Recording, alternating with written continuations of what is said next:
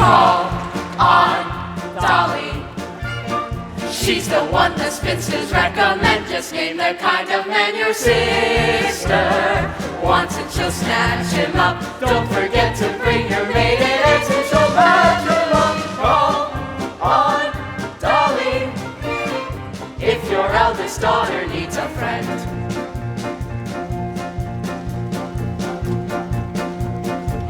Just name the kind of man your sister wants and she'll snatch him up. Don't forget to bring your maiden eggs and she'll match him up. Call on Dolly Levi.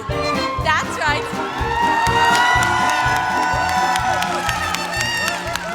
Mrs. Dolly Levi, born Gallagher. Social introductions, ladies and gentlemen of excellent family, introduced under the most respectable conditions in an atmosphere of elegance and refinement. Object, matrimony. Now, unfortunately, I won't be able to offer my usual lightning service today, as I have a previous appointment in Yonkers, New York, arranging the second marriage of Mr. Horace Vandergelder, the well-known half-a-millionaire. As my late husband, Ephraim Levi, used to say, that means he's got at least $60,000 cash. Oh, but I'll do my best to have you carried across someone's threshold before the week is out. Now, I might also mention that I am available for financial consultation, instruction in the guitar and mandolin, short-distance hauling, and varicose veins reduced. Call on Dolly. She's the one the spinsters recommend. Just name the kind of man your sister wants and she'll snatch him up. Don't forget to bring your maiden eggs and she'll match him up. Call on Dolly. Mrs. Levi. Mr. Kemper, the artist. You know I'm something of an artist myself. I do those silhouettes with scissors and black paper. Here's one of Ada Rehan looking the other way. I have to do them like that because I'm no good at noses. Mrs. Levi, the train for Yonkers leaves in 5 minutes, and if we don't get there on time... But we will, Mr. Kemper. Not only will Horace Vandergelder give you permission to marry his niece Ermengarde, but he will also dance at your wedding, and not alone either, because I happen to be engaged in finding him a suitable second wife himself. What he really wants is someone steady to clean the house. As my late husband, Ephraim Levi, used to say, marriage is a bribe to make a housekeeper think she's a householder. I know all about it, Mrs. Levi. Half of New York says he's going to marry Mrs. Irene Malloy this very afternoon. Which is exactly why I'm on my way to Yonkers this morning, Mr. Kemper, and can take on your case and knock off 4 lovebirds with 1 stone, or whatever I'll throw Alcee. And well, what do you think of that? I have nothing here to pay my train fare with, only large bills. 5s and 7s. I think I have some change here somewhere. I only hope this isn't a wild goose chase, Mrs. Levi. And speaking of poultry, I am also available for fresh Jersey eggs, surgical corsets reboned, ears pierced, pierced ears replugged. Mrs. Levi! Just name the kind of man your sister wants and she'll snatch him up. Don't forget to bring your maiden eggs and she'll match him up. Call on Dolly. Tell me, Mrs. Levi, what's in all this for you? A living, Mr. Kemper. Some people paint, some sew. I meddle. I have always been a woman who arranges things for the pleasure and the profit it derives. I have always been a woman who arranges things like furniture and daffodils and the lights. When a man with a timid tongue meets a girl with a diffident air, why should the tortured creatures beat around the bush when heaven knows Mother Nature always needs a little push? So I put my hand in here, I put my hand in there, and a girl over 6'3" loves a man who comes up to her ear. Surely, it's obvious she'll never be seduced till some kind soul condescends to give her bow a little boost. So I put my hand in there, I put my hand in here.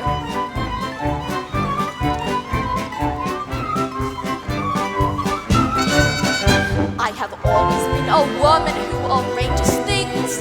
It's my duty to assist the Lord above. I have always been a woman who arranges things like luncheon parties, poker games, and love. My aplomb at cosmetic art turned a frump to a trump lady fair. She had a countenance a little bit like Scrooge, but oh, today you would swear the Lord himself applied the rouge. I put my hand in here.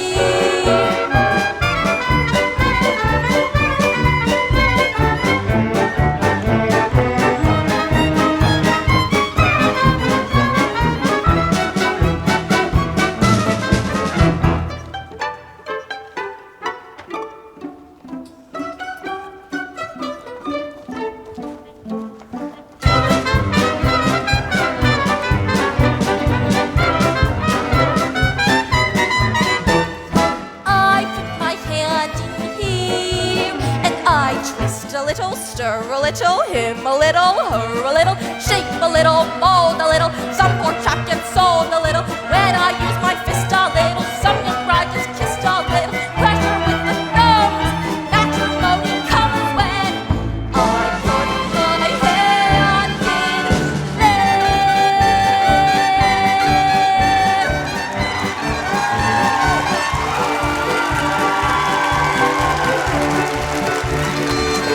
Mrs. Levi! I know, Mr. Kemper, the Yonkers train is ready to leave. Now you go buy our tickets, get us a window seat, order lunch, and I'll meet you on board.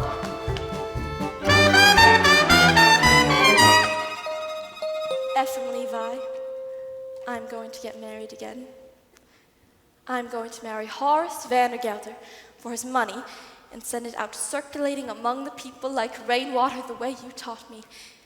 And I want a sign from you sometime today that you approve. Oh, it won't be a marriage in the sense that we had one, but I shall certainly make him happy. And I'm tired, Ephraim. I'm tired of living from hand to mouth, so I want that sign. Mrs. Levi! Sometime today.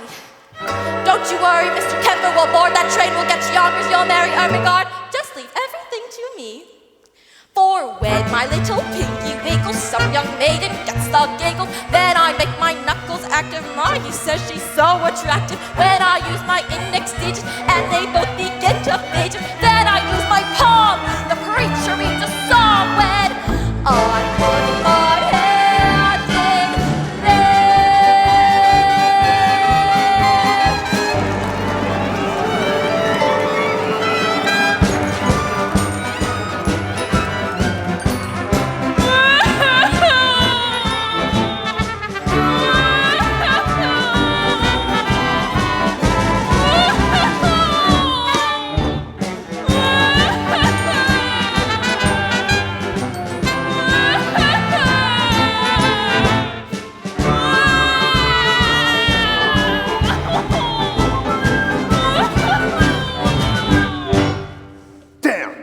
How can I be expected to play Yonkers my Yonkers with all that bellowing in my ears? I can't help it, Uncle. I love Ambrose Kemper. And I say you're too young to be in love with anybody.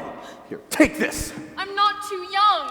I'm 17, and in another year, I'll be an old maid. Well, I forbid it. Dare to be an old maid, Ermengarde, and I'll cut you off without a cent. Don't cry in front of the store. I can't help it. I'm unhappy. Then by thunder, you'll go and weep for a while in New York where it won't be noticed. Now go upstairs and start packing your trunk. And don't get any tears on the lock. It was just oiled. Cornelius! Barnaby! You stamped Mr. Vandergelder? I did. I got news for you both. I am going to New York this afternoon to march in the 14th Street Association Parade.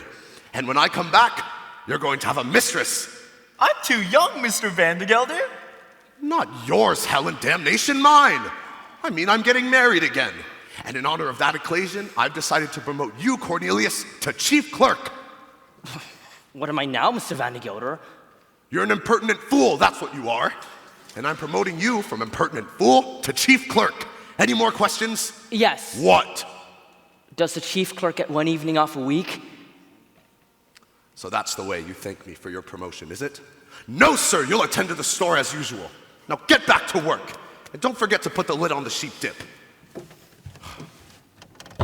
Evenings off, marrying artists. Foolishness. 99% of the people in this world are fools, and the rest of us are in great danger of contamination. Why, even I was young once, which was foolish, and got married, which was foolish, and was poor, which was more foolish than anything else. Then my wife died, which was foolish of her. I grew older, which was sensible of me, and became rich, friendless, and mean, which in Yonkers is about as far as you can go. Oh, I know what you're wondering now. Why a man of such good sense should be planning anything as foolish as getting married again. The answer's simple. This house without a woman would be an empty shell, and pretty dirty too.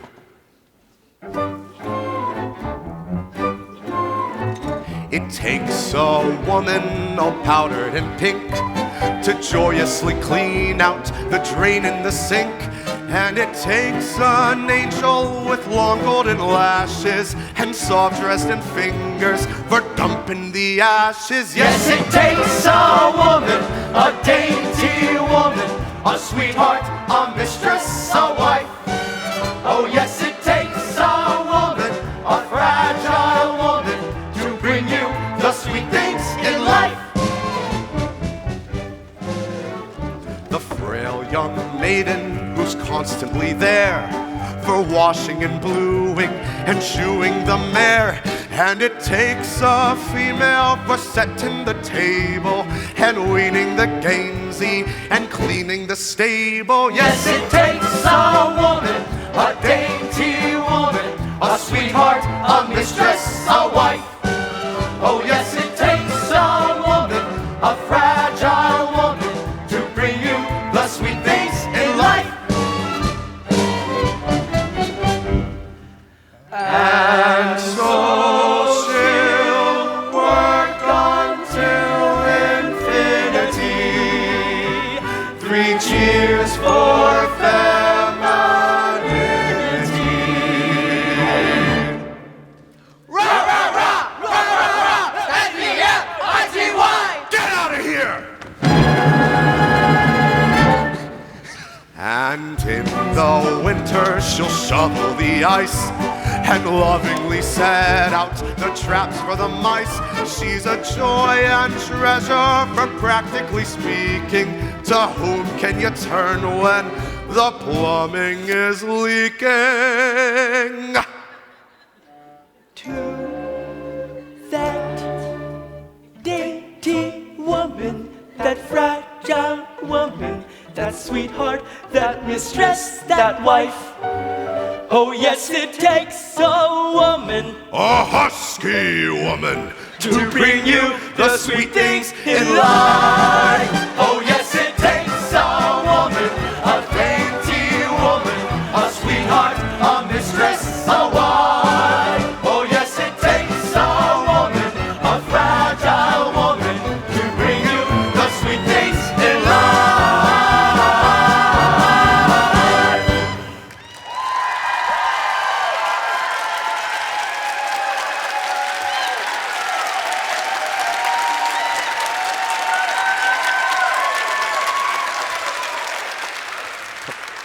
All right, out of here, all of you.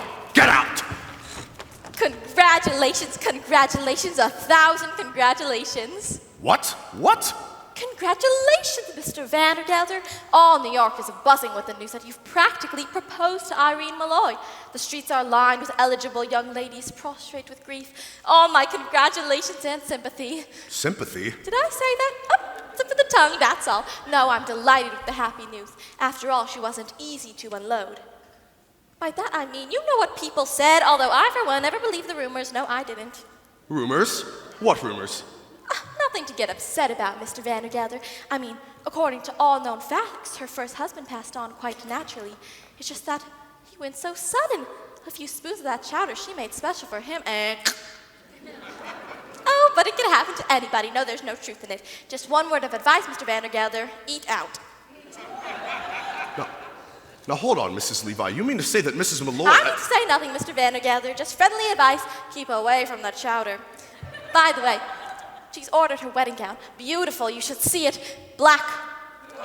Well, as I was saying before, congratulations on your forthcoming nuptials, and may you rest in... may guardian angels watch over you both, particularly at dinner. Now look here, Mrs. Levi. You introduced me to Mrs. Malloy, and rumors or not, I intend on calling her this afternoon, as arranged. Very well then, Mr. Vandergelder. There's nothing more for me to do but to go back to New York and tell the other girl, the heiress, not to wait. What did you say? Nothing. A word. Heiress. Particulars, Mrs. Levi. I demand particulars. Her name. Her name? Money. Ernestina Money. What a lovely, lovely name. Picture, if you will, hair as shiny as a newly minted dime, eyes as big, round as silver dollars, skin as soft and mossy as an old greenback. I can feel her now. Age 19, weight 102, waist 47. Waist 47? That's with the money belt. Now, I could arrange for you to meet this Ernestina this very afternoon. I ain't got time, Mrs. Levi. I gotta bring my niece Ermengarde to New York this afternoon until she forgets a certain Ambrose Kemper.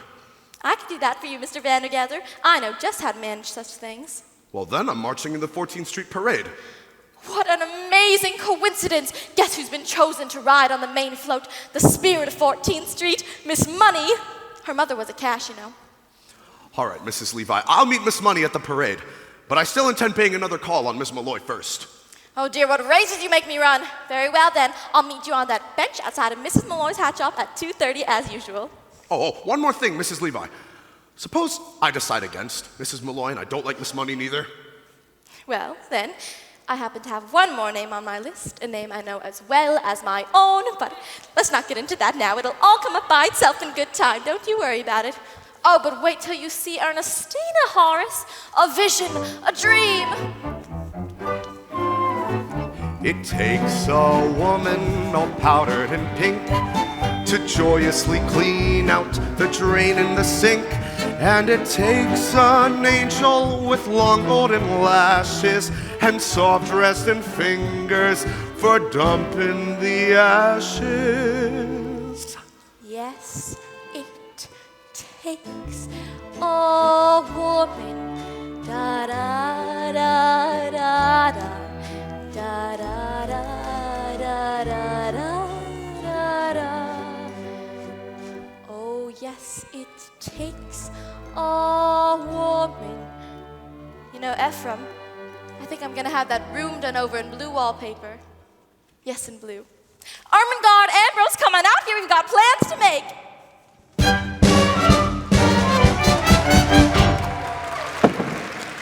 Chief clerk, promoted from chief clerk to chief clerk. And in 10 years, if I'm good enough, maybe I'll be promoted to chief clerk again. 33 years old and I still don't get an evening free. When am I gonna begin to live? You can live on holidays, Cornelius. Do you remember what we did last Christmas? All those canned tomatoes went bad and exploded, and you and I had to clean up that mess all afternoon. You call that living? No. Barnaby, you and I are going to New York. You mean close the store? Uh-huh. Cornelius, we can't. We'll have to. Some around tomato cans are gonna explode. Holy cabooses! How do you know? I'm gonna light this candle under them, that's all I know. They'll make such a smell customers won't be able to come in for 24 hours. That should get us the evening off. We're going to New York, Barnaby, and we're gonna live. We're gonna have a good meal, we're gonna be in danger, we're gonna spend our money, and we're gonna be arrested. Holy cabooses! And one more thing, we're not going back to Yonkers till we've each kissed a girl. Cornelius, you can't do that. You don't know any girls. I'm 33 years old. I've got to begin sometime. I'm only 17, Cornelius. It isn't so urgent for me. New York, Barnaby. Elevated trains, the lights of Broadway. The stuffed whale at Barnum's Museum. A stuffed whale? A stuffed whale. So what do you say, Barnaby? Yes, Cornelius, yes!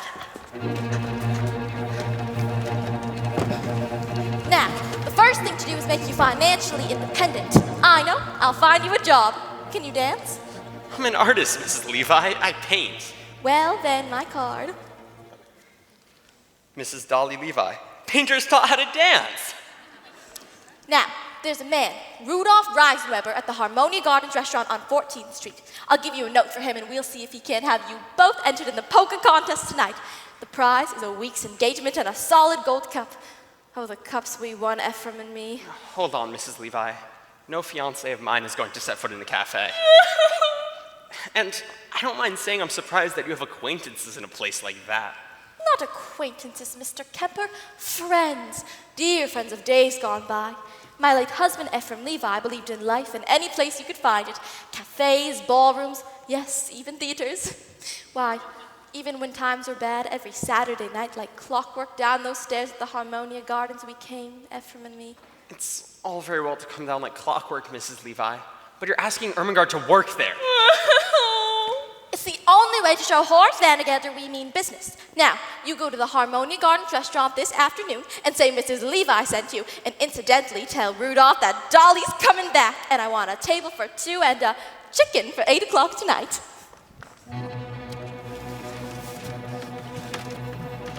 All right, Cornelius, the bottom row looks ready. Now, hold the candle under the ones on top. Not too close. They're sort of like they're ready to burst. Holy cabooses!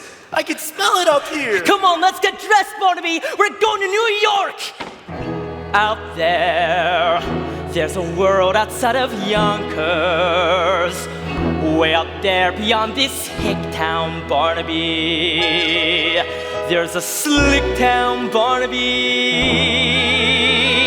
Out there, full of shine and full of sparkle. Close your eyes and see it glisten, Barnaby. Listen, Barnaby.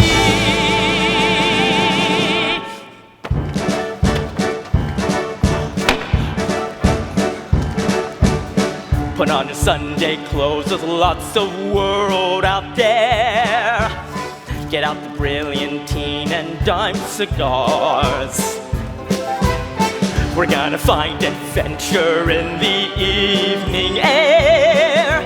Girls in white in a perfume night with the lights as bright as the stars.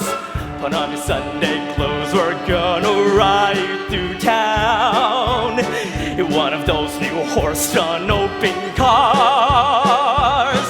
We'll see the shows at Delmonico's and we'll close the town in a whirl. And we won't come home until we've kissed a girl. Put on your Sunday clothes when you feel down and out. Strut down the street and have your picture took.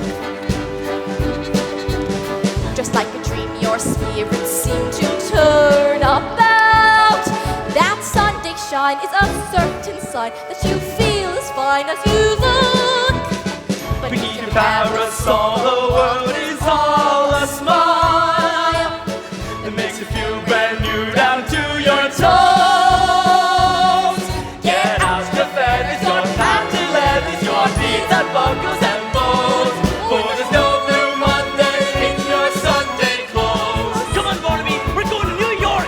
Elegant train for the lights of Broadway. Holy cabooses! This stuff we'll afford at the museum. Wow! Come on. Put on your Sunday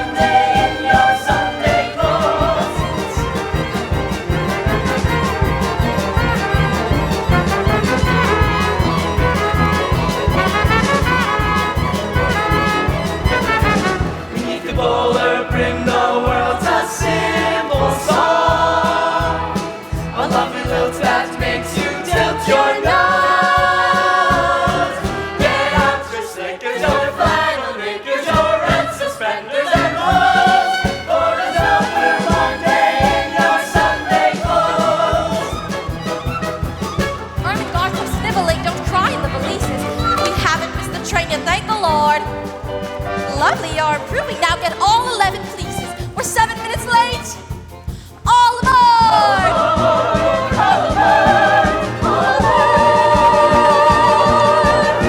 Put on your Sunday clothes, there's lots of world out there. Put on your silk cravat and patent shoes, for I can feel adventure in the evening air. To town we'll trot, to a smoky spot, where the girls are hot as a fuse. Put on your high silk hat and at the turn of dawn, wear a handmade bracelet, buzzing glove. We'll join the Aston and Tony Pastors and miss our positive love. That we won't come home, that we won't come home, that we won't come home until we fall in love.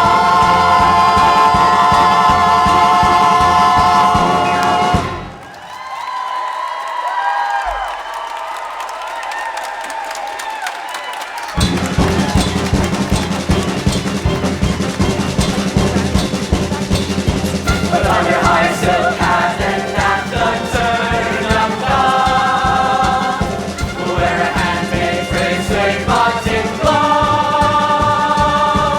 We'll join the Astors and Tony Pastors and miss some positive love.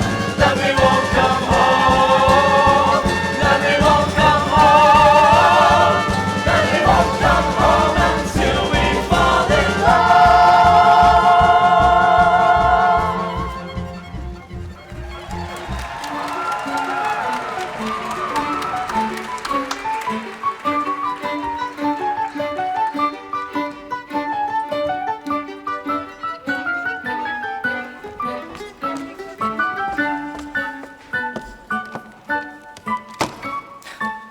Oh dear.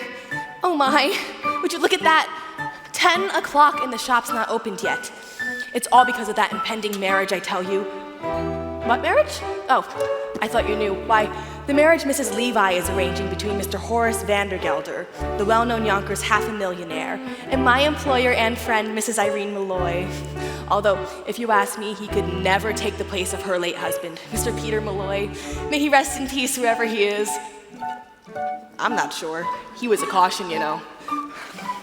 It's all too much what with late husbands and new marriages, and on top of everything else, Miss Mortimer returning this hat for the 3rd time. Same old story, she wants more cherries and feathers. Cherries and feathers to catch a bow, I suppose? Although, if you ask me, she'd be much better off with a nice heavy veil. I told her that ribbons down our back is what we'll be wearing this summer to catch a gentleman's eye, but she'd have none of it. Just more cherries and feathers she wants on today of all days, when that poor, dear, sweet Mrs. Malloy has enough on her mind, what with all the... With what, Minnie? With the door. It's stuck. It's stuck? Then push.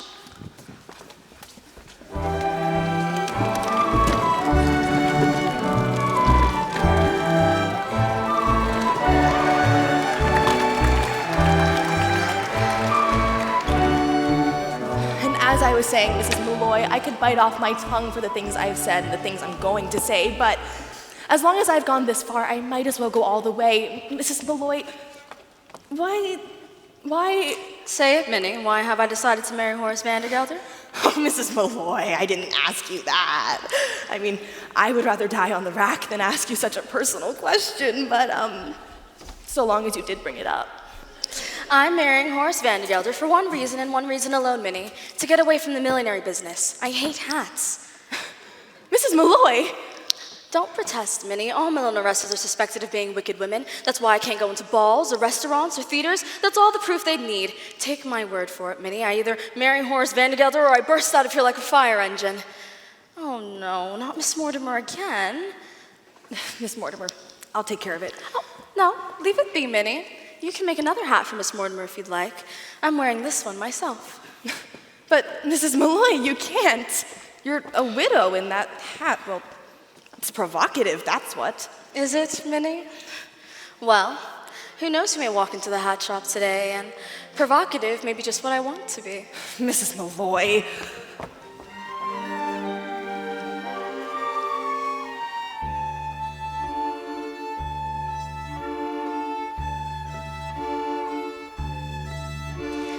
I'll be wearing ribbons down my back this summer. Blue and green and streaming in the yellow sky. So if someone special comes my way this summer,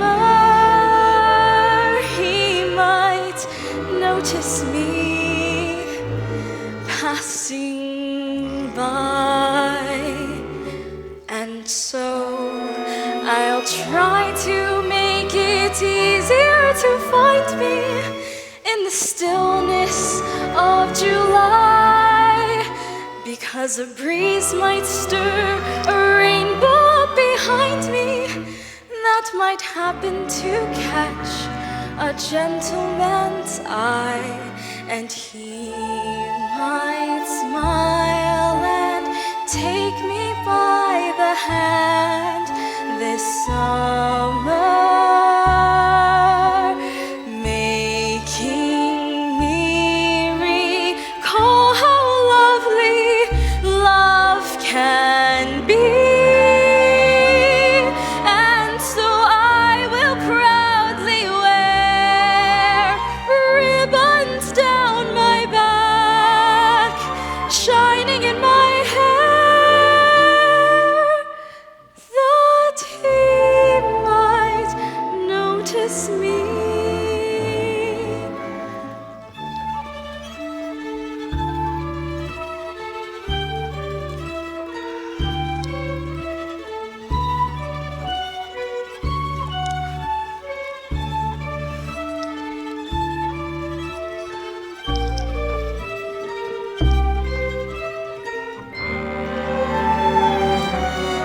And so I will proudly wear ribbons down my back, shining in my hair,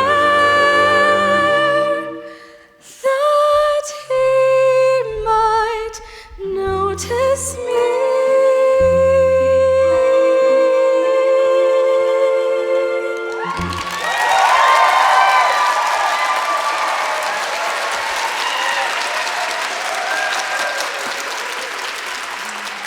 Mrs. Malloy, wild horses couldn't make me ask this next question I'm about to ask.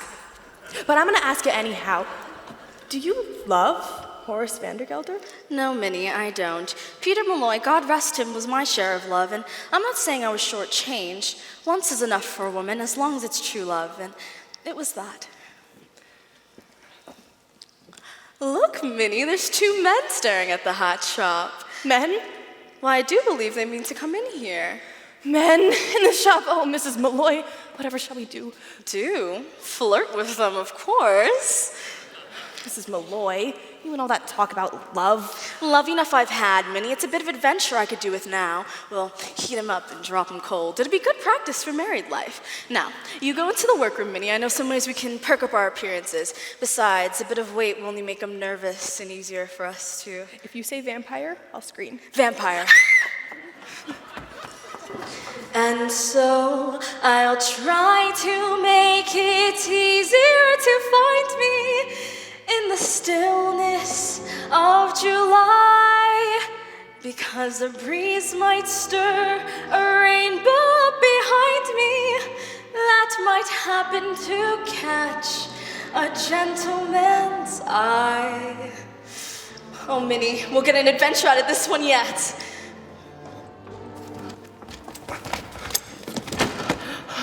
We'll get an adventure out of this yet, Barnaby. All day long we wander around New York and nothing happens. We come to the quietest street in the city and suddenly... Vandergelder! Is he still out there? Go look. He's sitting on that bench. Cornelius, are you sure this is an adventure? You don't have to ask, Barnaby. When you're in one, you know it, all right. How much money have you got left? Not much, Cornelius. 40 cents for the train back, 30 cents for dinner, and 20 cents to see the whale. 90 cents. Why? When those two women come out, we'll have to pretend to be Customers, that's it! Maybe the best thing to do is to make them think we're rich. Then we won't have to spend anything. We're just tooming about town, looking for hats for ladies. Good afternoon, Mrs. Malloy. Here, Cornelius. Here, Barnaby Tucker. My pleasure. Now, what can I do for you? Oh, We're we're hats, just you tooming about see, town and we looking for want to hats buy to a Malloy, lady and we or two wondered, to Malloy. yeah, we want a hat. For a lady, of course. And everyone said to go to Mrs. Malloy's because she's so pretty. I mean, her hats are so pretty. And so reasonable, Cornelius. As reasonable as under $1 would leave us enough to see the whale.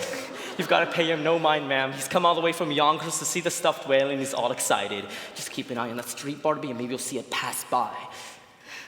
Is it big and black with mean little red eyes? Yes? It's sitting right on that bench. Excuse me, did you say Yonkers, Mr. Hackle? Oh, yes, ma'am, Yonkers. And forgive me for saying this, ma'am, but you should see Yonkers. By that, I mean perhaps Mr. Malloy would like to see Yonkers too? Oh, Mr. Hackle, I'm a widow. You are? Barnaby, she's a widow! Oh, that's too bad. I'm sure Mr. Malloy would have enjoyed Yonkers, especially in that hat. Oh, I mean on you, of course, not Mr. Malloy. May he rest in peace. You're Catholic, aren't you? Well, I'd be willing to change.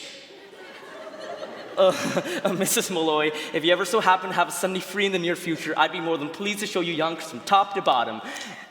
Well, I might just be there sooner than you think, Mr. Hackle. Oh, really? You see, I have a friend who lives in Yonkers. Do you? Perhaps you know him. Perhaps we do. Oh, it's always foolish to ask in cases like that, isn't it? It's Mr. Horace Vandergelder.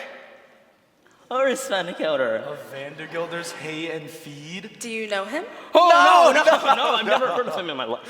Mr. Vandergelder's a substantial man and well-liked, they tell me. Lovely man, Mrs. Malloy, just lovely. Has only one fault as far as I know, he's hard as nails. Cornelius, I think... Now, I wonder if your friend might like this Look one. out! Begging your pardon, Mrs. Malloy. Gentlemen, what are you doing? Help us, Mrs. Malloy, we'll explain later. Get out of there this minute! We're as innocent as can be, Mrs. Malloy. Well, really, Mr. Hackle, Mr. Tucker, I insist you come out of there this minute or I'll be forced to... Oh, Mr. Vandergelder! Mrs. Malloy, I don't suppose Mrs. Levi is here, is she? She was supposed to meet me on that bench 10 minutes ago. Well, she can just go looking for me if she comes. When I make an appointment, I like people to be on time. Here's a present for you. Chocolate-covered peanuts, unshelled. That's the expensive kind. Did I just see you talking with two men? Men, Mr. Vandergelder, what would men be doing in a ladies' hat shop? Now, let's go to my workroom. I'm so anxious for you to see it. I saw it last week. So you have. Well, what's new in the hay and feed business? I understand you have 3 friends, all hard as nails. I mean, What on earth are you talking about? Yonkers. I hear it's a beautiful city. And who's been telling you about Yonkers, may I ask? Nobody. A friend. What friend? You see, he... He? A customer, Mr. Vandergelder, someone well-to-do, as a matter of fact. You see, he was in here buying hats for ladies. Perhaps you know him, although it's always silly to ask in cases like that, isn't it? It's a Mr. Cornelius Hackle. Did you say Hackle? Well, I guess. He just so happens to be my head clerk, that's all. Mrs. Malloy, I demand an explanation. And I'm going to give it to you. Why shouldn't she know Cornelius Hackle? Everybody in New York knows Cornelius Hackle. He's here at the opera and all the fashionable homes. Why, he's at the Harmonia Gardens restaurant 3 times a week. Impossible! He's only got $146.35 and I keep it in my own safe. Oh, Mr. Vandergelder, you're killing me. He's one of the Hackles. They built the canal. What canal? The Erie. The Panama. Both. It ain't the same man. Who took the horses out of Jenny Lynn's carriage and pulled her through the streets? Cornelius Hackle. And who dressed up as a waiter at the Fifth Avenue Hotel and dropped an oyster down Mrs. Astor's? Oh, I can't say it, but it was Cornelius. He's the playboy of New York. Now, Irene, don't deny it. I can see you were taken with him just like everybody else. Dolly, what are you saying? I've only seen the man once in my life, really, Dolly. No, it's not. It's not like... Oh... Minnie, hold your tongue. There's a man in there! Now look here, there's a man in that closet. No, you can't, Mr. Vandergelder. It's too dangerous. No man that hides in ladies' closets can frighten me, Mrs. Levi. Stand aside. No, man, indeed. I'm sure you'd make short work of any man. Those muscles, I can see them now rippling back and forth under your coat. Ripple, ripple, ripple, back and forth. Ripple, ripple, ripple. For the last time, will you stand aside? Stand indeed, Mr. Vandergelder. That's exactly what the court will want to know when you're accused of entering that closet without a search warrant. I mean, what do you stand for if you don't stand for the law of this great land? I know what I stand for. I stand for motherhood, America, and a hot lunch for orphans. Take off your hat, Sir. Betsy Ross's flag is passing. Do you see him on the hill at Gettysburg, neath that great triumphal arch?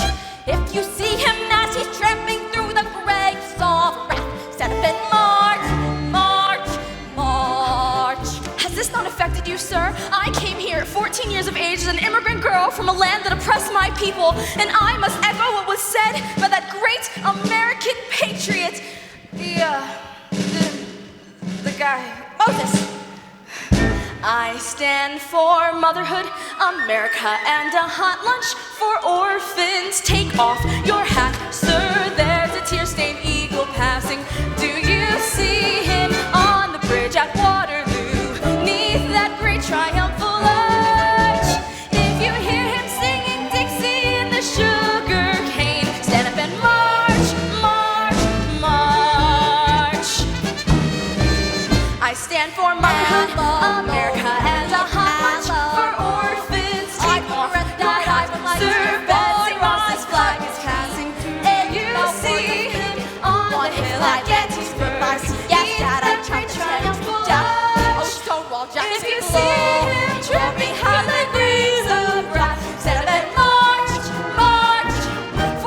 7 years ago. March, march, march. One more perfect union. March, march.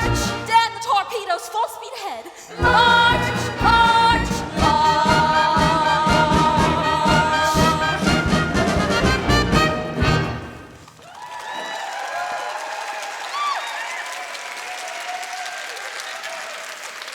So you see, Mr. Vandergelder, there couldn't possibly be a man in that closet. God bless you. Mrs. Malloy. All right, Mr. Vandergelder, there is a man in that closet. Aha! And another under that table. What the devil? There also happens to be a very simple explanation, but for the present, good afternoon. Oh, good Lord, the whole room is crawling with men. I'll never get over it. I take it I'll see you later this afternoon, Mr. Vandergelder? You certainly will, Mrs. Levi, with a certain young lady on the main float at the end of the parade. Good day, Mrs. Malloy.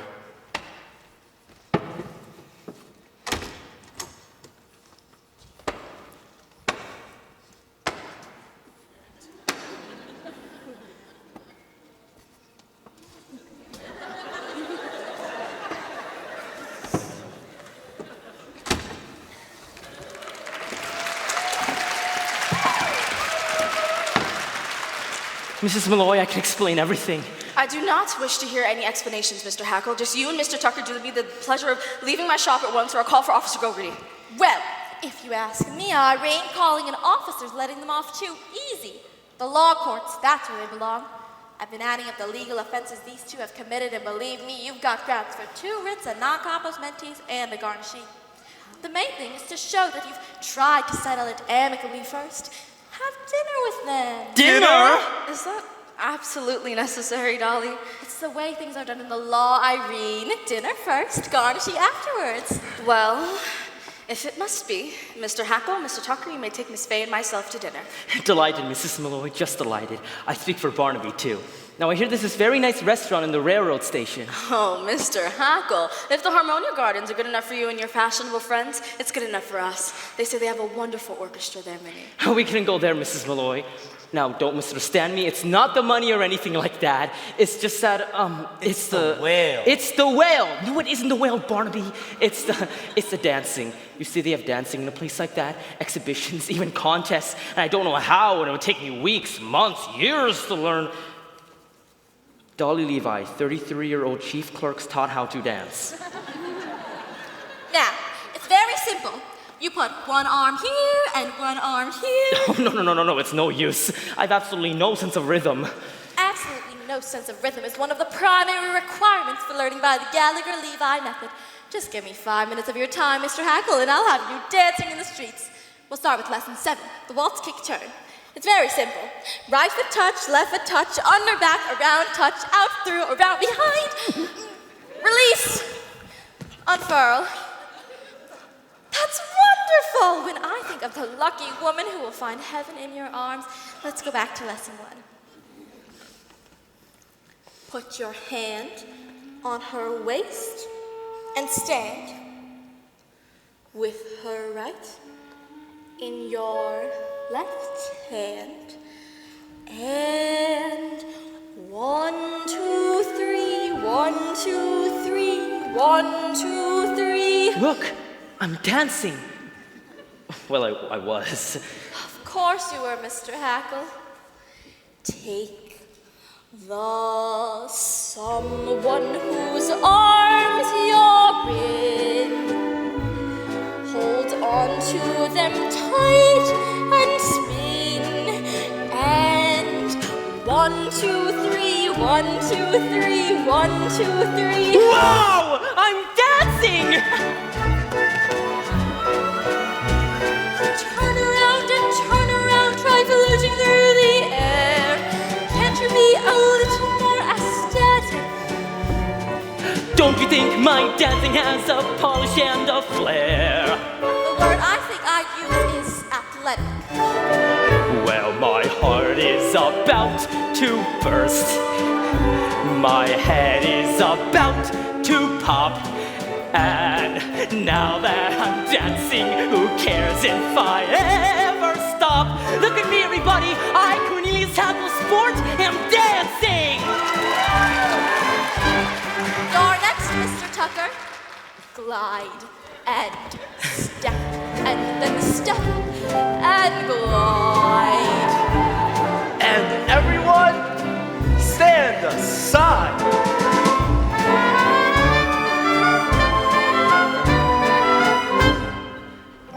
Look, he's dancing.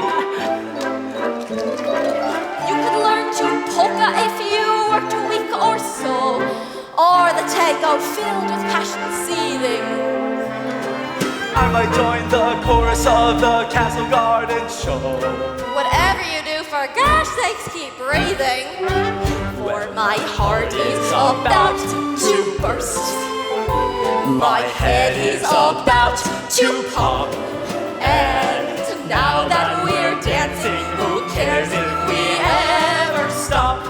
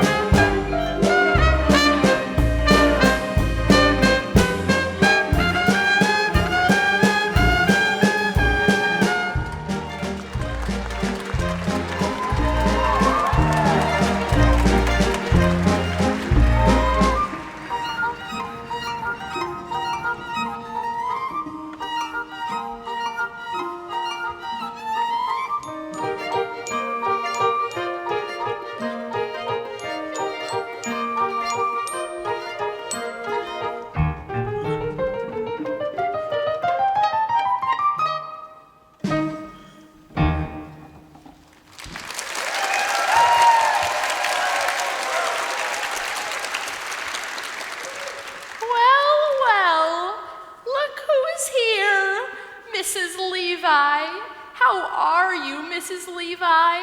How are you, Mrs. Rose? The same. Aches in my back, pains in my side, stabs in my liver. I'm fine. My daughter Fanny got married, you know. Did she? A year ago last September. It's been a long time since you lived here, Mrs. Levi. A long, long time.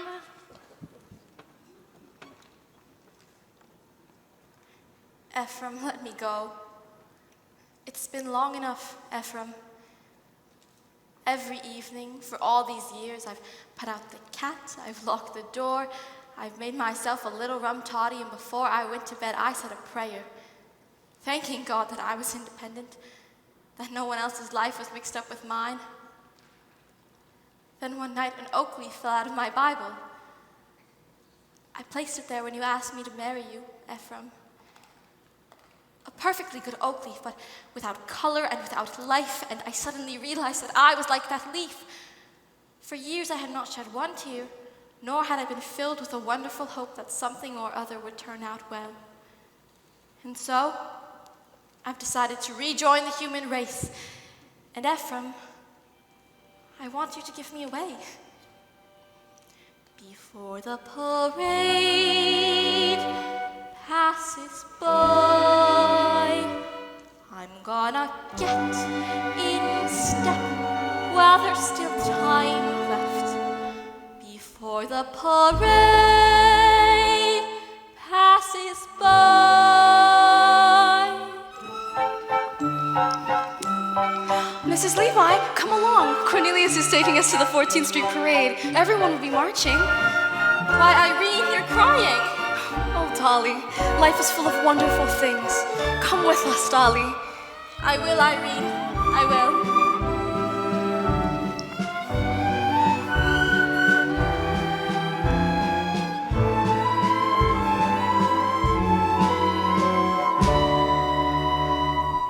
Before the parade passes by, I'm gonna go and taste Saturday's high life. Before the parade passes by, I'm gonna get some life back into my life. I'm ready to move out in front. I've had enough of just passing by life. With the rest of them, with the best of them, I can hold my head up high. For I'm gonna go again, I'm gonna drive again, I'm gonna feel my heart coming alive again. Before the parade passes by. Look at that crowd.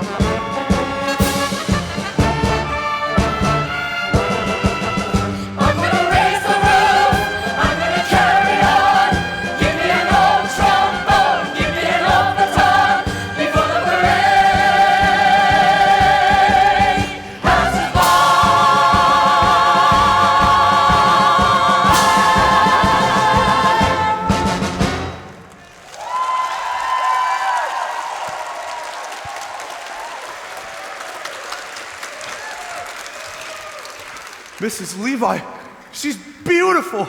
Everything you said and more. Don't move, Miss Money, I'm coming, I'm on my way. Hey, what, you? Stop that, thief, pickpocket. Put that back, you. I paid for that girl and I want all the parts. Miss Money, what have they done to you? Mrs. Levi, what is the meaning of this? Nothing to get upset about, Horace. A last-minute substitution. Miss Money had a sudden urgent business appointment at the Mint. They ran a little short and she's helping out. But don't worry, she'll meet you at the Harmonia Gardens restaurant at 8 o'clock tonight. That's the most expensive restaurant in the city. And well, it should be. What food, and the fastest waiters in New York. By the way, I might be a little late, so Miss Money will meet you in front of the restaurant. Oh, just wait till you see her, Horace, all in buttercup yellow and baby pink shoes, singing an old-fashioned tune. Yes, sweet Rosie O'Grady, you couldn't miss her if you tried. I'll be there, Dolly, but only because I already paid for the introduction, and I might as well get my money's worth. But from this point on, you are hereby discharged as my marriage broker. Is that clear? From now on, Dolly Gallagher, you're just a woman like anybody else. What? Where are you taking me? What's going on? What are you doing? Ephraim, he's as good as mine. I'm gonna raise the roof. I'm gonna carry on. Give me an old trombone. Give me an old baton before the parade passes by.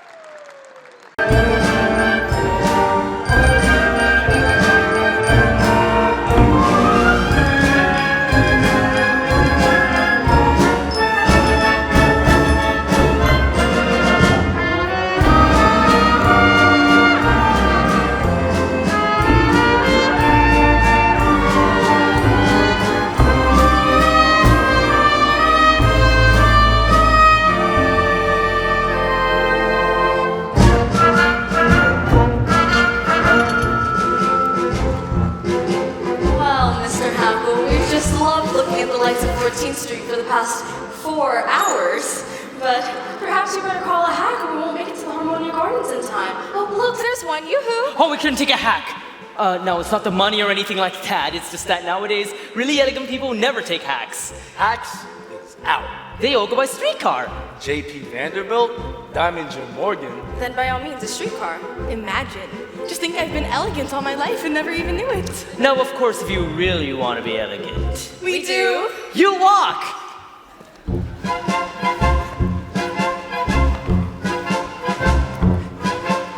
Yes, New York, it's really us, Barnaby and Cornelius. All the guests of Mr. Hackle are feeling great and look spectacular. What a knack there is to that, acting like a born aristocrat. We've got elegance. If you ain't got elegance, you can never ever carry it off.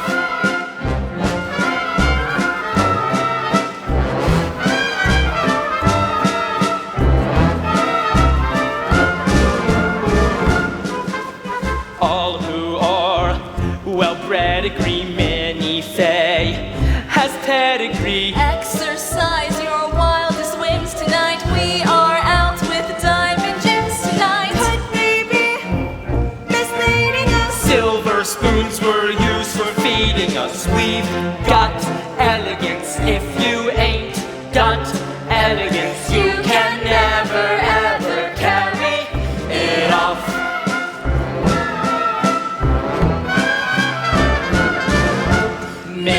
Class, don't speak of it, savoir-faire. We reek of it, some were born with rags and patches, but we use dollar bills for matches and Vanderbilt kowtows to us. J.P. Morgan scrapes and bows to us. We've got elegance, we were born with elegance. Have you noticed when I hold my cup, the saucer never moves? And the way I keep my pinky up indubitably proves that we got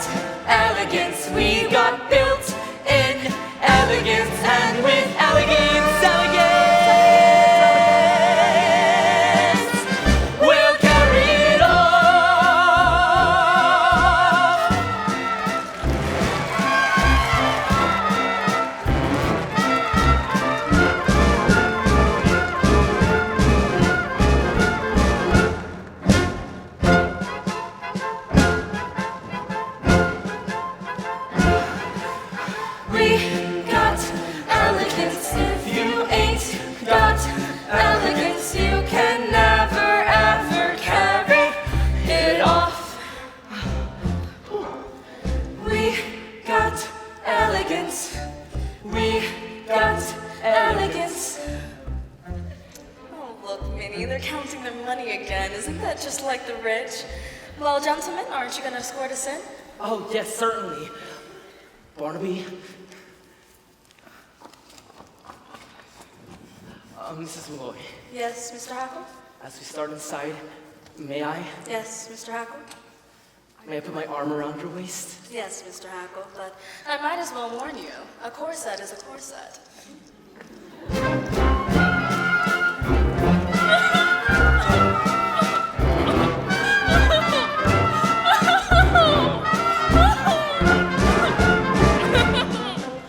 I don't want to be on the stage. I just want to get married. You heard Mrs. Levi. This is the only way to show your uncle we mean business. Can you weep a little faster? You're throwing me off step. Faster! That's it.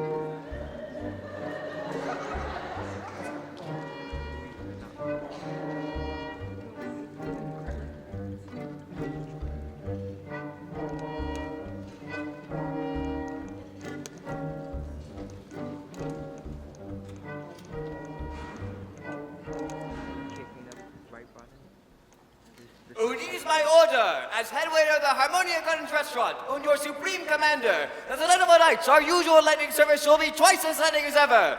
Or else!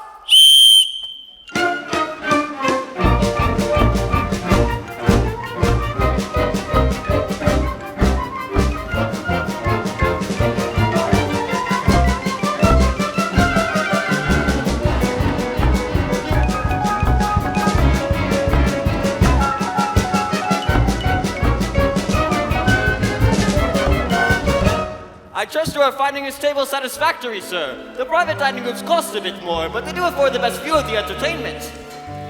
$1.40, Cornelius. That's all that's left. Are you sure? Count it again. Prepare yourself for a big night, Minnie. Tonight we're out with two of New York's best-known sports. I did make a mistake, Cornelius. It's $1.35. I'm gonna order everything on the menu. Waiter!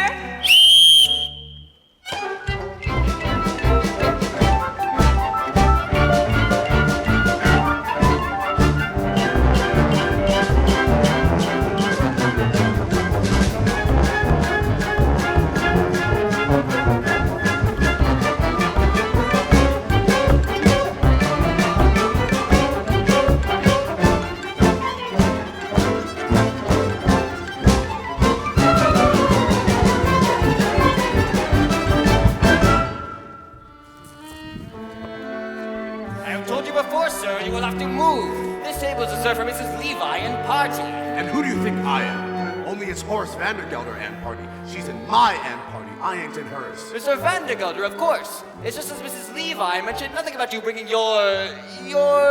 My personal physician. But Mrs. Levi only ordered a chicken for two. Chicken? Chickens are dear. Und pâté maison, soup de jour, und pomme soufflé. Why didn't you tell me this was an Oriental establishment? We'll take 2 bowls of rice now. Get out! Now, Miss Money, I hear you carry respectable sums in your wallet. Yeah, $2. Only it's in my garter.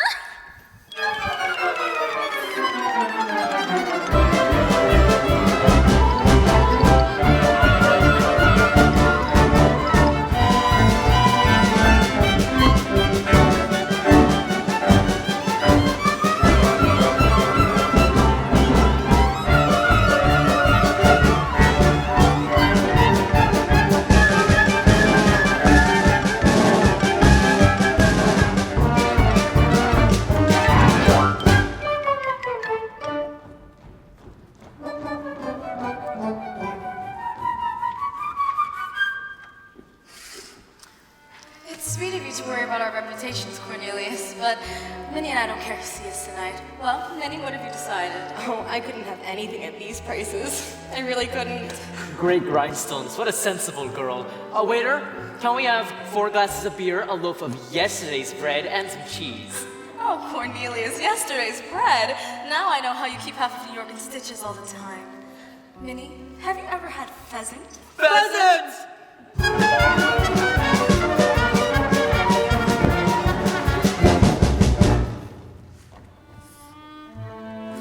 Say, why the closed curtains? You ashamed or something? It's not that, I just felt a slight chill. Oh, why didn't you say so? Here, I'll give you this. Now, let's order something to hold us till the rice comes. Waiter! Would you bring a roast suckling pig with chestnut and oyster stuffing, cheese fondue, and some lady fingers? Now, what'll you have?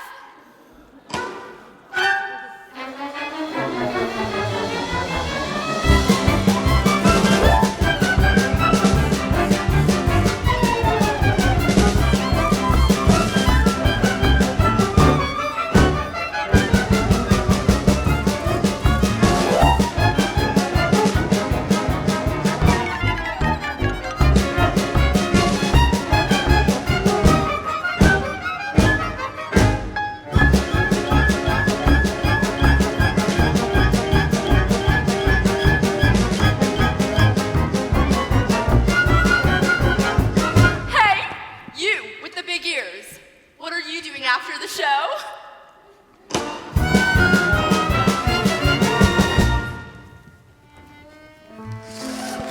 It's sweet of you to worry about our digestion, Cornelius, but I'm sure the pheasants are fresh.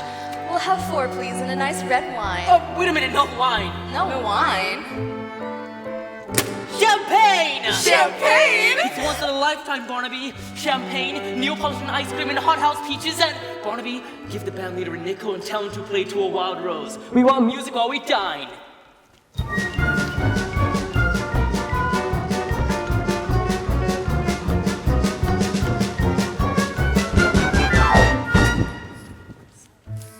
Say, this is a cafe, isn't it?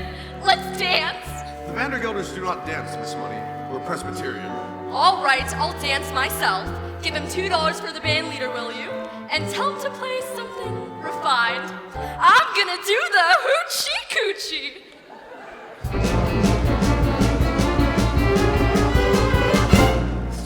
All right, Cornelius, I'll send for the band leader, but promise you won't order anything else.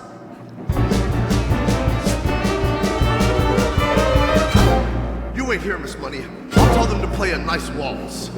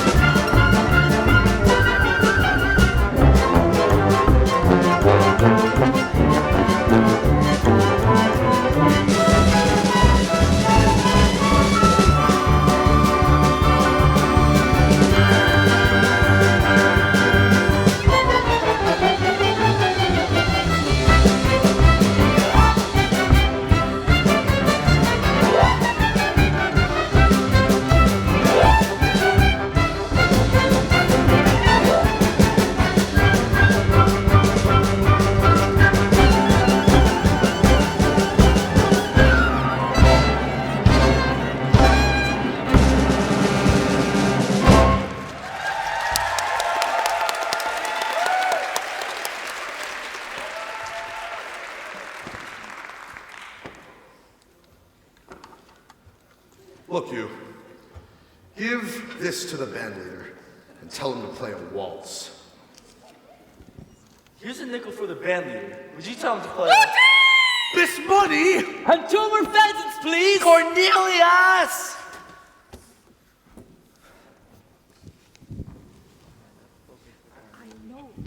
My purse! My wallet. Here, you, that's my purse. Miss Money, get off the table. You're dancing in the stew. Excuse me, that's my wallet. I know it's my wallet because there's only $1, 3 dimes, 5 pennies, and a... Cornelius! Cornelius!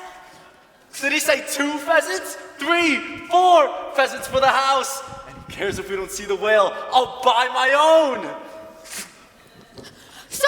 Sir! What is this, shouting? How many times have you known that to shout, boy? This is the Harmonia restaurant, not one of those... But sir, it's her. The lady. What? Are you sure, boy?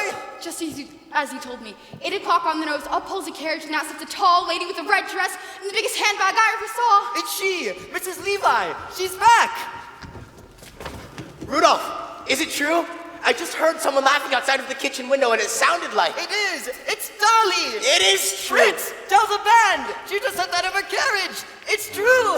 She just said that of a waiting good carriage. Go to my 6-back horses with sky and plums. Rudolph, it'll be just like old times again. Sir! Sir! Rudy! She's here!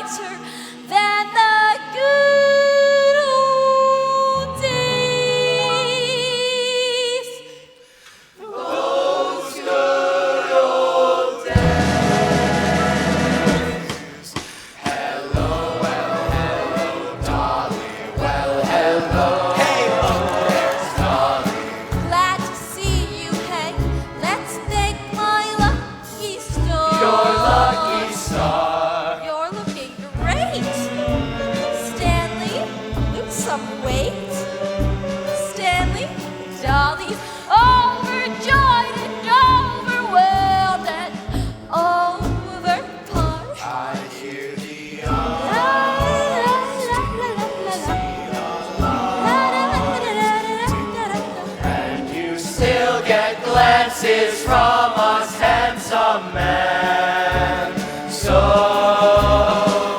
Golly gee, fellas, find me a vacant knee, fellas. Dolly, you'll never go away again.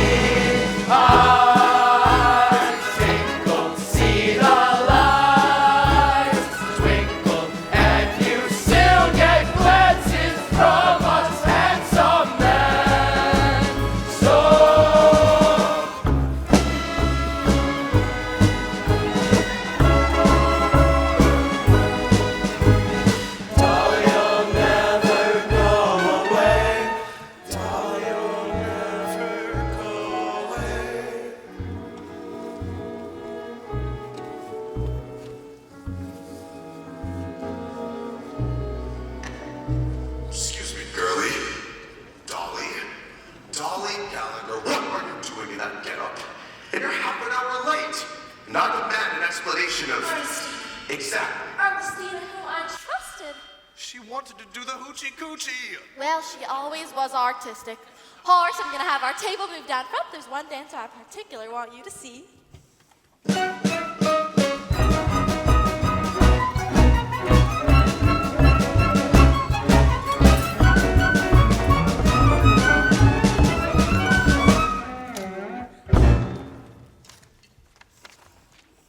Now, don't let's say another word about it. I'm as shocked as you are. I can't eat a thing. What have you ordered? What you wanted. A chicken. Now see here, Mrs. Levi, about this hoochie-coochie girl. Did you say a chicken? Well, I don't think I could face a chicken.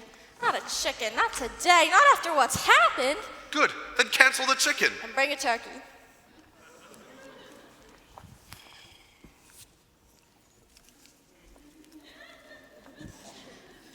What are you doing now?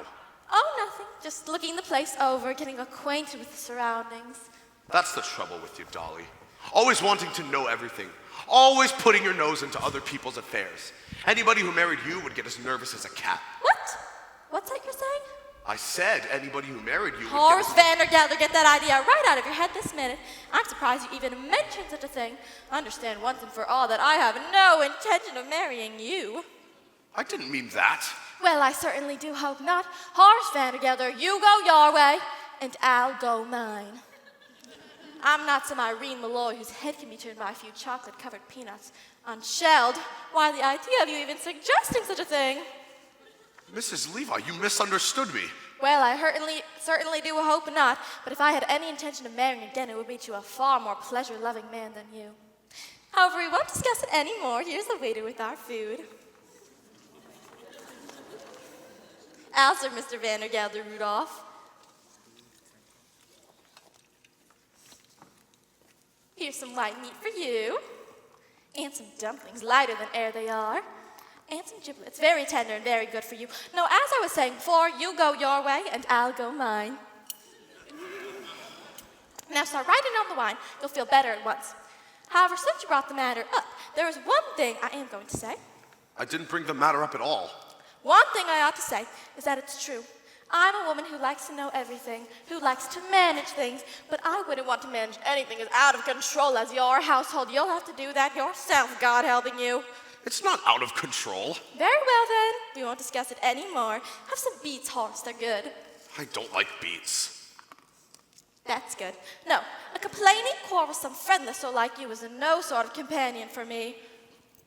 You salt your beets, and I'll salt mine. Will you stop saying that? I won't say another word. Good. Except this.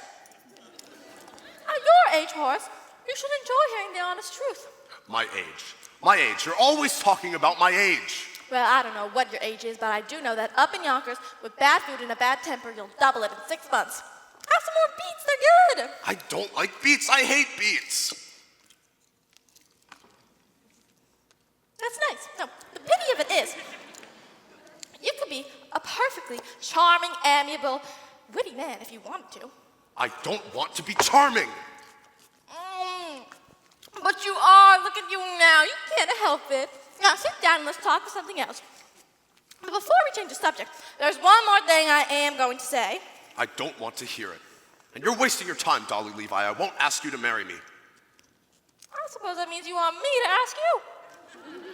Well, I'm sorry, Horace. I am turning you down. How can you turn me down when I haven't asked you anything? It's no use arguing. I've made up your mind. Here, let me clip your wings.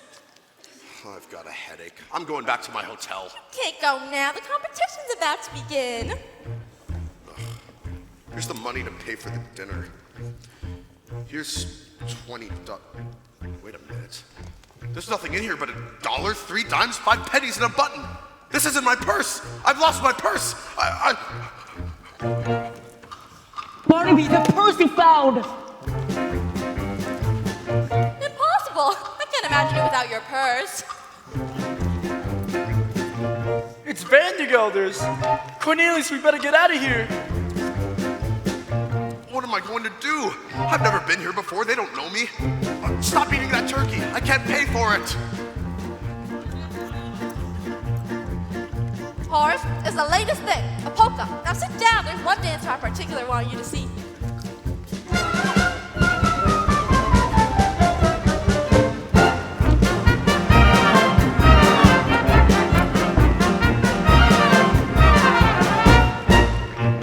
Wait a minute.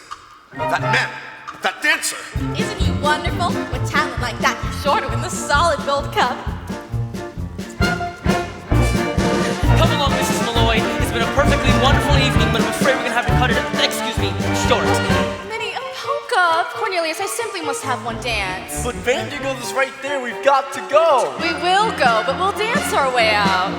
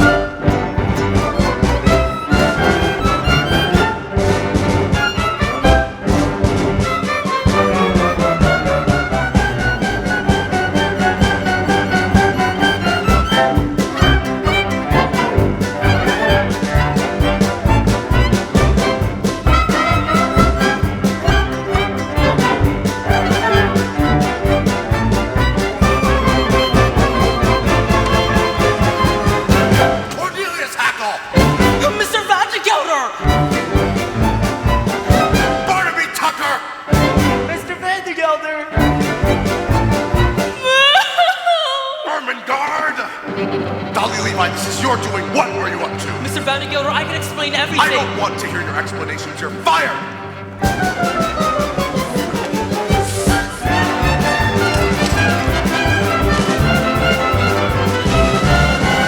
Officer, arrest that man!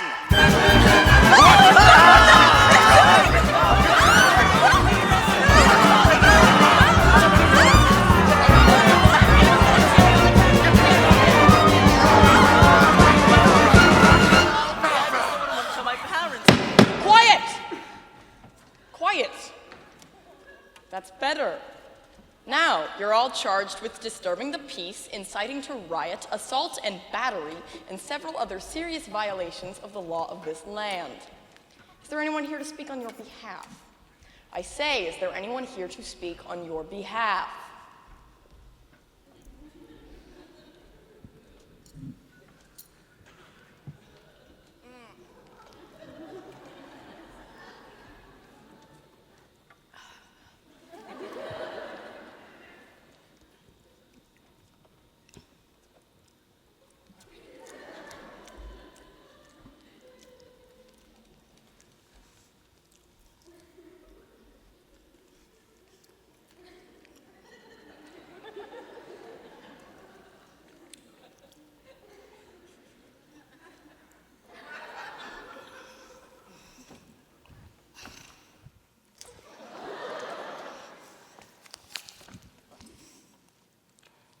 Dolly Levi, counselor at law.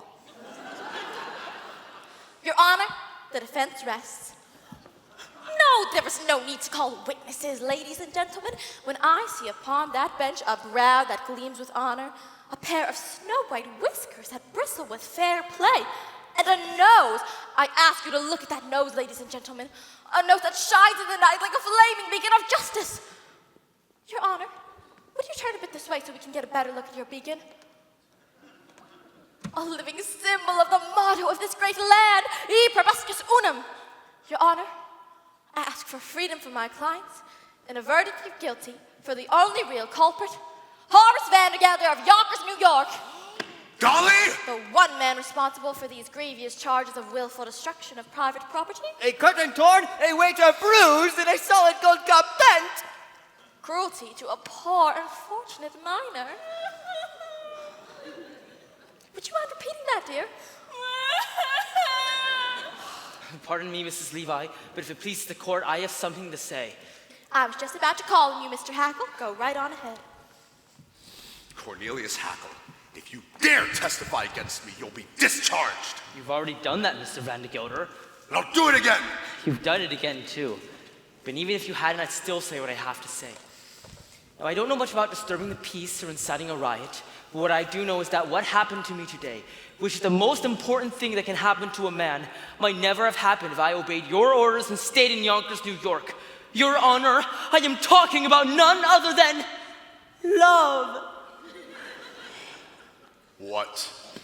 You're trying to tell me that after 33 years, you've fallen in love because you take one evening off? Oh no, Mr. Vandergelder. I didn't fall in love with Mrs. Irene Malloy of the city in just an evening. An hour. Even that's too long. What's less than a minute? A second. Less than that. A moment. That's it! I'll go over it slowly so you can get it all down. It only takes a moment for your eyes to meet, and then your heart knows in a moment you will never be alone again. I held her for an instant, but my arms felt sure and strong. It only takes a moment to be loved, a whole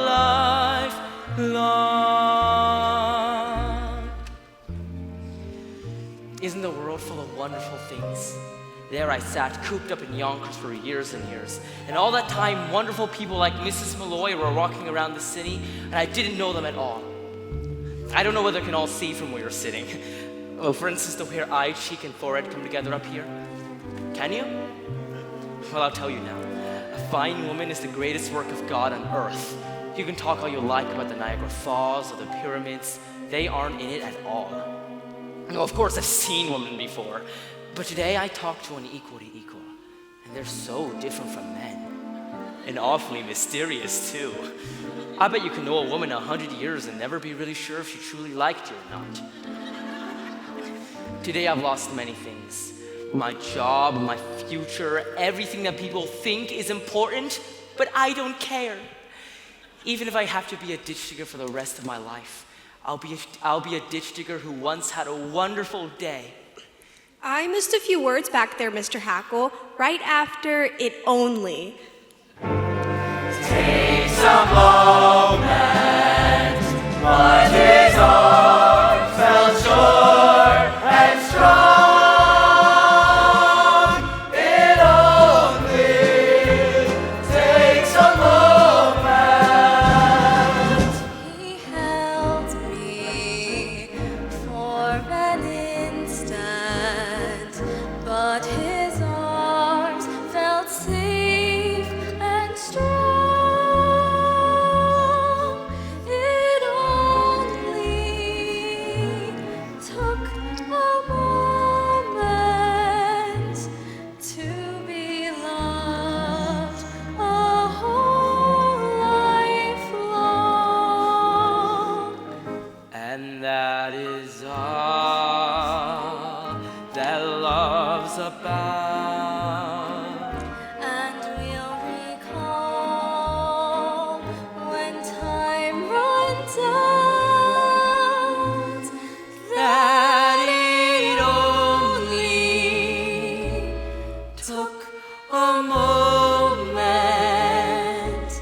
to be loved a whole life long.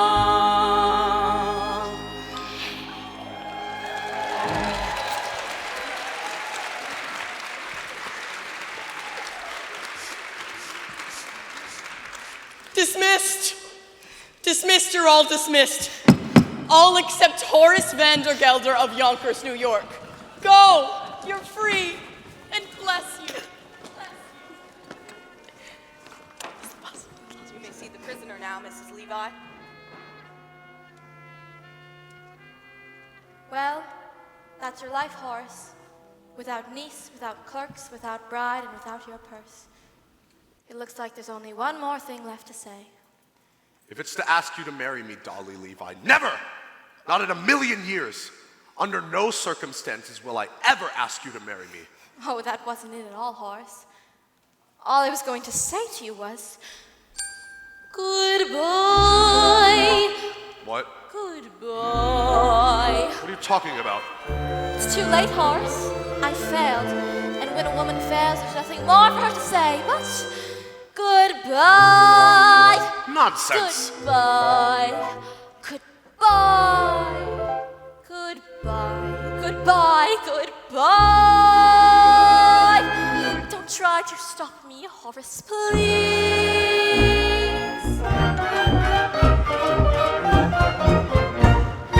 Wave your little hand and whisper so long, dearie. You ain't gonna see me anymore.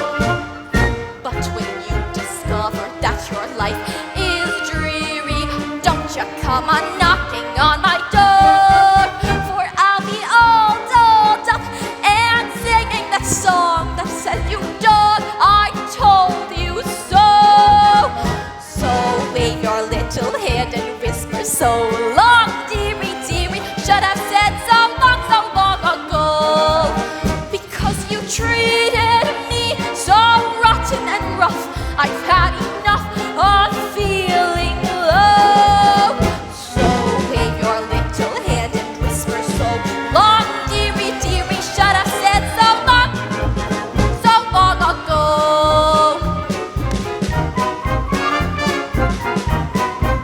For I I can hear that choo-choo calling me on to a fancy new address. Yes, I can hear that choo-choo calling me on board that Happiness Express.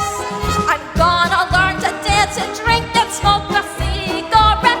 I'm gone as far away from Yonkers as a girl can get.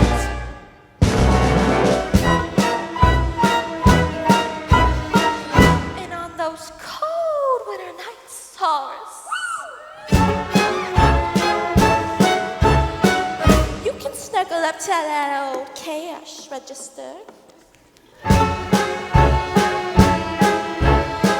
It's a little lumpy, but it rings.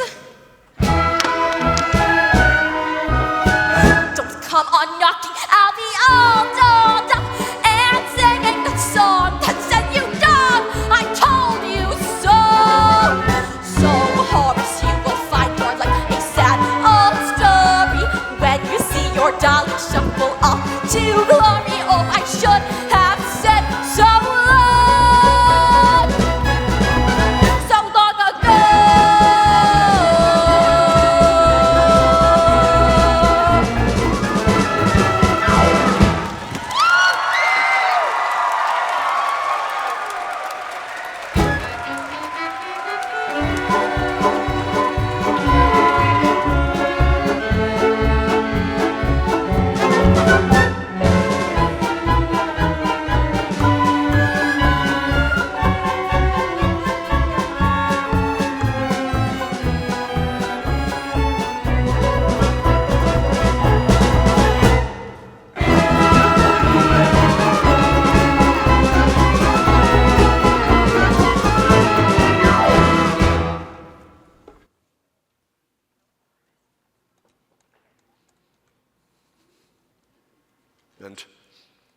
And I wouldn't marry you, Dolly Levi.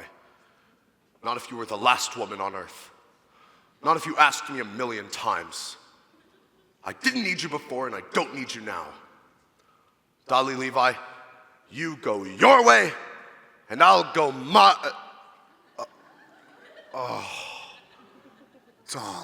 Dolly. You stamped, Mr. Vandergelder? Oh, so it's you, is it, Mr. Hackle? Come crawling back, have you? Oh, no, Mr. Vandergelder. I'm just back to my $146.35. You see, I decided to go into business for myself, and since the only business I know is hay and feed, I'm opening my own store. And Cornelius has found the perfect location, Mr. Vandergelder, right across the street from you. So you think you can compete with Vandergelders, do you? Well, Aha! Another one come crawling back. What do you want? My back salary for the past 4 months, $6.12. You can't do that to me. Any of you. I'll go to the courts. I'll get lawyers. Why, Horace Vandergelder, as I live and breathe, if you aren't handsome in that outfit. So few men nowadays have the courage to wear a cute little bow like that. Dolly Gallagher. Oh, I know just what you're going to say. You're not satisfied with Ernestina.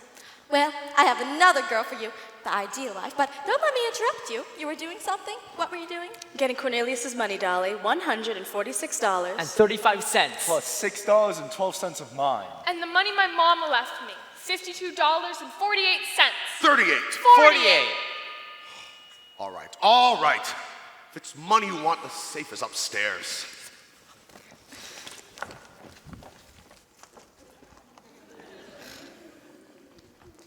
Money. Mr. Vandergelder's money. It's like the sun we walk under. It can kill or cure. Vandergelder's never tired of saying that most people in the world are fools, and in a way he's right, isn't he? Himself, Irene, Cornelius, myself, we're all fools and we're all in danger of destroying the world in our folly.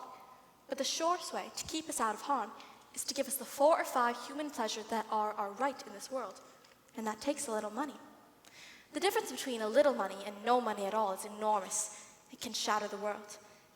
And the difference between a little money and an enormous amount of money is very slight. And that can shatter the world too. It's all in how you use it. My late husband, Ephraim Levi, used to say that money, pardon the expression, is like manure. It's not worth a thing unless it's spread around, encouraging young things to grow. Anyhow, that's the opinion of the second Mrs. Vandergelder. Which reminds me, Ephraim, I'm ready for that sign. Well, don't just stand there. That goes upstairs. Well, as I was saying, Horace, I found you the ideal wife. Dolly Levi, I don't want you to find me the ideal wife. If I need to find the ideal wife, I'll find her on my own, and I've found her. And it's you, damn it. Why, Horace? I know I've been a fool about Mrs. Malloy and that other woman, but Dolly, forgive me and marry me. Oh, Horace, stop it right there. What do you mean?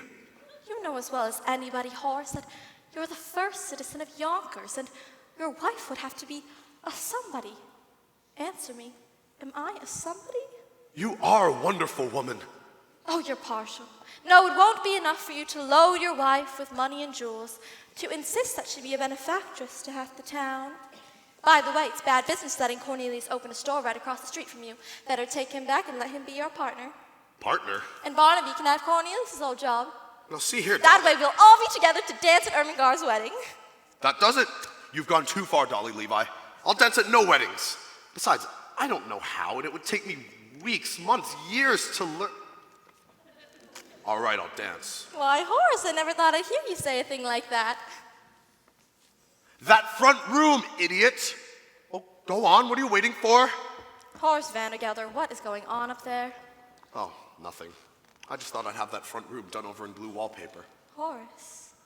I know the old paper ain't worn out yet, but that old fella's just set up in business and needs a good start. You see, Dolly, I've always felt that money, pardon the expression, is like manure. It's not worth a thing unless... Thank you, Ephraim. Hello, Dolly. Well, hello, Dolly. It's so nice to have you here where you belong. I never knew, Dolly, without you, Dolly. Life was awfully flat, and more than that was awfully wrong.